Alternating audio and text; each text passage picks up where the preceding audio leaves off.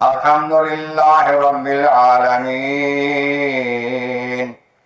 والعاقبة للمتقين والصلاة والسلام على سيد الأنبياء والمرسلين وعلى آله وأصحابه أجمعين.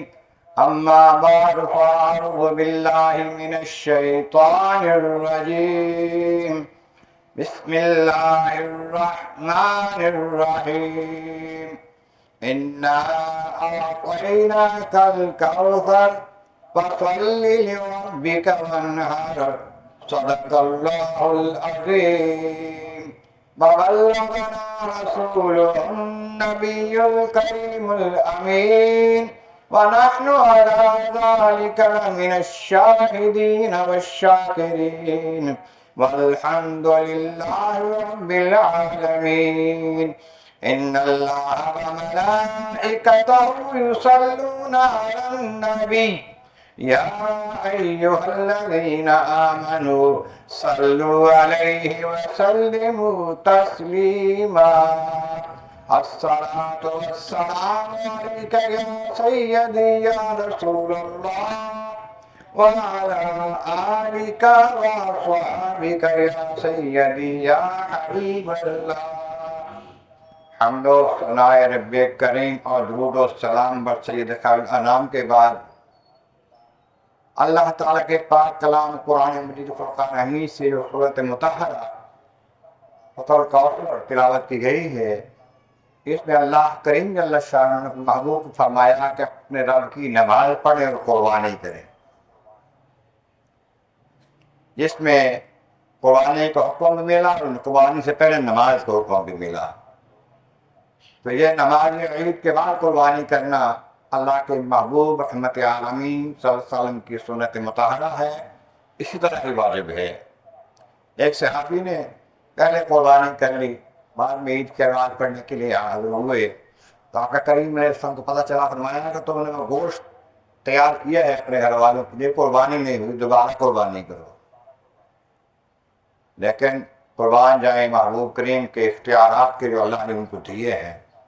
کہنا بابو میرے پاس بکری کا بچہ ہے 6 مہینے کا، اب 6 مہینے کا بکری کا بچہ اس کی قربانی تو نہیں ہوتی. ہمارا تجھے اجازت ہے تو کر لے، تو کسی اور کو نہیں ہے. جس پہ چاہیں عطا کر دے، ان کو اجازت دے دی، لیکن بتا دے کہ قربانی جو ہے وہ عید کے بعد ہونی ہے. ہاں گاؤں میں دیہات میں جہاں پر عید کی نماز نہیں ہوتی یا جمعہ نہیں ہوتا، وہاں پر فجر کی نماز کے بعد قربانی ہو سکتی ہے. قربانی واجب ہے ہر اس مسلمان مرد اور عورت پر جو صاحب استطاعت ہے، مال رکھتا ہے.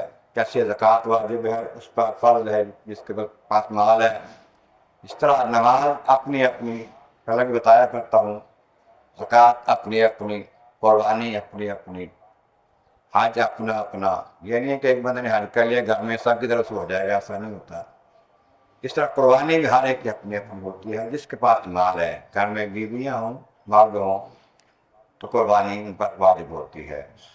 اللہ کے محبوب رحمت عالمین صلی اللہ علیہ وسلم ہر سال مدینہ منورہ میں قربانی لیا کرتے تھے، اور اکثر 2 میڈے ذبح فرماتے ست کبرے، اور فرماتے کہ ایک میڈا قربانی میری طرف سے ہے، ایک میرے ان امتیوں کی طرف سے ہے جو قربانی نہیں دے سکیں گے. سبحان اللہ، قربان جائیں. اور پھر آقا کریم علیہ السلام کے نام سے بھی قربانی کی جاتی ہے. ہر جانور ذبح تو اللہ کے نام سے ہوتا ہے نا. جب کسی اور کا نام آئے، نبی کریم کا کسی اور کا نام آئے، تو ان کی طرف سے اصالہ ثواب ان کو ہو، یہ معنی ہوتا ہے. ہوتا اللہ کے نام پر ہے. تو اس کا مفہوم یہ ہوا کہ ہم کسی اور کے نام سے بھی قربانی دے سکتے ہیں. مولا علی شیر خدا رضی اللہ تعالیٰ عنہ 2 جانور ذبح کرتے اور فرماتے کہ ایک میری طرف سے ہے کہ آقا کریم رحمت عالمین صلی اللہ علیہ وسلم کی طرف سے ہے. حضور کے وصال کے بعد پتہ چلا کہ حضور کی طرف سے اب بھی قربانی ہو سکتی ہے، آپ کے نام سے، آپ کی طرف سے. جس طرح حضور کے نام سے، اس طرح ہم اپنے کسی عزیز وقار کے نام سے بھی کر سکتے ہیں. والدین ہیں، استاد ہیں، مرشد ہیں، وصال کر گئے ہیں، قربانی ہے ان کا حصہ ڈال سکتے ہیں ان کے اوپر. لیکن یہ تو قربانی جس کے میں واجب ہے کہ مالدار پہلے اپنی طرف سے کر گیا پھر کسی اور کی طرف سے. بعض بڑے ایسا کہتے ہیں جی پچھلے سال میں نے اپنی والدہ کے نام سے دی تھی، اب والد کے نام سے دوں گا. نہیں، پہلے اپنا پھر کسی اور کا. ہاں تم قربانی کرتے ہو، جیسے نماز فرض ہے تو فرض ادا کر کے پھر نفل اور سنتیں پڑھتے ہو، اس طرح قربانی ادا کر کے اپنی پھر کسی اور کی کر سکتے ہو. اور یہ البتہ ہو سکتا ہے قربانی کرو، باقی نمازیں بھی پڑھو، باقی کام کرو، بعد میں دعا کرو یا اللہ ہمیں بھی اس سے نواز، اور ہمارے والدین کریمین جس کا جو ان کو بھی اس کے نیکی سے، اس کے ثواب سے سرفراز فرما. یہ بھی دعا کر سکتے ہیں سارے ثواب کے لیے. جیسے ایک بندہ کہتا ہے کہ حج کرنا ہے، حج کر لیا ہوا پہلے، اب ایک اور حج کرنا ہے تو والدین کی طرف سے دو کی طرف سے کر سکتا ہوں. یہ ایک کی طرف سے ہوگا حج بدل جو ہوتا ہے نا، لیکن یہ سارے ثواب دعا کے سب یہ کر سکتے ہیں. آپ میدان عرفات میں سب لوگ کل جمع تھے، لاکھوں کی تعداد میں اہل ایمان. وہ سب دعائیں کر رہے تھے، اپنے واسطے صرف نہیں کرتے تھے، اپنے بزرگوں کے لیے بھی، وصال کرنے کے لیے بھی، اپنے بچوں کے لیے بھی، اپنے ملک کے لیے بھی، ملت اسلامیہ کے لیے بھی دعائیں کرتے تھے. یہ سارے سوال اور دعا تو سب کے لیے کر سکتے ہیں، لیکن فرض اپنا اپنا ادا ہوتا ہے اس طرح سے ہر طریقے سے. قربانی کے حوالے سے نقطۂ رحمت عالمین صلی اللہ علیہ وسلم نے فرمایا کہ جو شخص استطاعت رکھتا ہے، گنجائش رکھتا ہے، اس کے پاس مال ہے اور قربانی نہیں کرتا، ہماری عیدگاہ میں عید کی نماز پڑھنے نہ آئے، اس قدر اس کے پابند. بعض لوگ کہتے ہیں کہ جی دیکھیں قربانی جو ہے اس سے بہت زیادہ خون اور گوشت ضائع ہوتا ہے، بہت رقمیں ضائع ہوتی ہیں. حالانکہ اللہ تعالیٰ کے نام پر دینا ضائع نہیں ہے، یہ اللہ تعالیٰ کی بارگاہ میں رضا کا باعث ہے، خوشنودی کا باعث ہے، بخشش کا باعث ہے.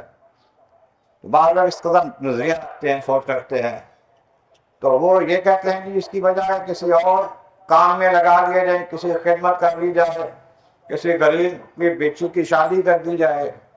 بے غریب کی بچی کی شادی کرنے سے کوئی نہیں روکتا، شادیاں کریں اور غریبوں کو دیں اور رفاہی کام کریں، لیکن قربانی والے دن قربانی سب سے پہلے، باقی چیزیں بعد میں.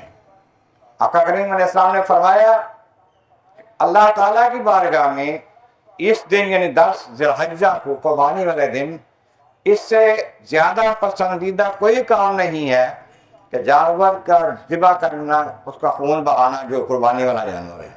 افضل ترین کا مقام یہ ہے.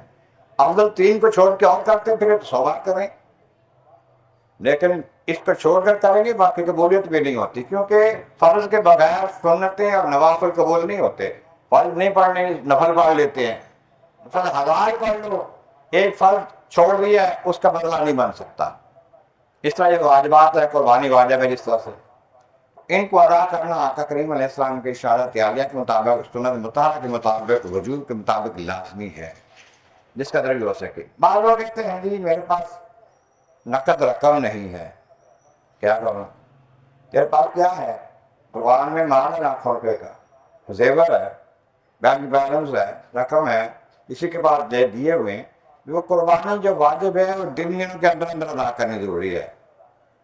3 دن کے اندر ادا کرنا نہیں کرتا تو گناہ گار ہے. اگر مال والا ہے، پیسے نقد نہیں ہے، قرض بھی لے کے کر سکتا ہے، قرض لے کے کہتا نہیں ہوتا، قرض وہ لے کے نہیں کر سکتا جو ہے بالکل کنگال، جس کے پاس نہیں ہے، قرض لے بھی نہیں سکے گا، وہ قرض لے کر نہ کر اس پر واجب نہیں ہے. لیکن جو مالدار ہے، قرض میں لین دین ہوتا رہتا ہے، کاروبار میں کبھی پیسے آ گئے، کبھی چلے گئے، کبھی نہیں ہے، کبھی آ جاتے ہیں، تو وہ قربانی قرض لے کر بھی کر سکتا ہے. ابھی ایک بھائی میرے کہہ رہے تھے کہ میرا ایک مزدور ہے، وہ کہتا ہے قربانی کے لیے پیسے مجھے دے دو، میں تھوڑا کر کے دے دوں گا، ہو جائے گی؟ میں ہو جائے گی. باقی کام تو کر لیتے ہیں نا، ادھار کر کے قرض لے کے کر سکتے ہیں، تو یہ بھی کر سکتے ہیں. اس طرح اس میں تردد نہیں ہونا چاہیے کہ قربانی نہ کرنے کے بہانے بنائے جائیں، جیسے لوگ زکوٰۃ نہ دینے کے بہانے بناتے ہیں. تو یہ میرا نہیں ہے، ماں بیوی کا ہے، بیوی کا نہیں ہے، بندے کا ہے نہیں. ہمیں کہتے ہیں کہ جی وہ بینک میں لکھوا دیتے ہیں کہ ہم شیعہ ہوتے ہیں، ہم زکوٰۃ نہیں دیتے جی. استغفر اللہ. تو دین مذہب نہیں بدلنا، خط پر قائم رہنا ہے. اور یہ کبھی نہ سوچے کہ بندہ کہ اللہ کے نام خرچ کریں گے تو کوئی نقصان ہو جائے گا، مال کم ہو جائے گا. نہیں، جس نے دیا ہے اس کے مال کا شکریہ یہ ہے کہ اس کے ہزار پر قربان کرے، اس کرام میں دے. جب دے گا تو خالق کائنات کا پیغام ہے کہ اگر تم شکر کرو گے اور زیادہ دوں گا. شکر یہی ہے کہ اس کے راہ میں ختم کیا جائے، خرچ کیا جائے. اور کیا کچھ دیا اس نے گن نہیں سکتے. اگر تم کوشش کرو نا اپنے اوپر اللہ کی نعمتیں گننے کی تو گن نہیں سکتے. ان تعدوا نعمت اللہ ہے لا تحصوها. اللہ کی نعمتیں گن ہی نہیں سکتے. لیکن پھر بھی کہا لئن شکرتم لازیدنکم، میں شکر کرو گے اور زیادہ دوں گا. یہ نہیں ہے کہ تمہیں دیتے تو خزانے میں کمی آ گئی ہے. کمی کوئی نہیں آئی. بے شمار بے حساب خزانے ہیں اس کی. وہ دیتا حساب سے، جس قدر کسی کو ضرورت ہے اس کے مطابق وہ دیتا ہے، جس طرح جتنا جس ضرورت ہوتی ہے. رحمتیں بے حساب ہیں اس کی. اور لیکن ہم گناہ گار ہیں، خطا کار ہیں. ہمیں چاہیے کہ اپنے گناہوں کا اعتراف کرتے ہوئے اس کی رحمتوں کے آگے دامن پھیلائے رکھیں. گے اللہ وہ اپنی رحمت کا کرم فرما. اللہ تعالیٰ کے نبی جو ساری کائنات سے افضل و اعلیٰ ہوتے ہیں وہ بھی دعائیں کرتے ہیں، التجا کرتے ہیں، اور اپنے آپ کو گناہ گار کہتے ہیں اللہ تعالیٰ کی بارگاہ میں عجز کے لیے. حالانکہ وہ نبی گناہ گار نہیں ہوتے، مغفرت کی دعائیں کرتے ہیں، بخشش کی دعائیں کرتے ہیں. ہم گناہ گار ہو کے بھی کہیں نہیں ہم نے کون سی غلطی کی ہے. کبھی کوئی تکلیف آ گئی، پتہ نہیں کیڑی غلطی ہو گئی میرے سے. اور غلطی تو بے شمار ہوتی ہیں ہم سے. ہم تو خطا کے پتلے ہیں، خطائیں کرتے رہتے ہیں. لیکن وہ عطا والا بڑا مہربان ہے، پروردگار. وہ عطا ہی کرتا رہتا ہے. ہر خطا پر میری پردہ پوشی. بے شمار پردہ پوشیاں کرتے ہیں کائنات کے والی نبی کریم علیہ السلام بھی، اللہ تبارک و تعالیٰ جل شانہ بھی. اور اس طرح ہمارا ٹائم ہو گیا ہے.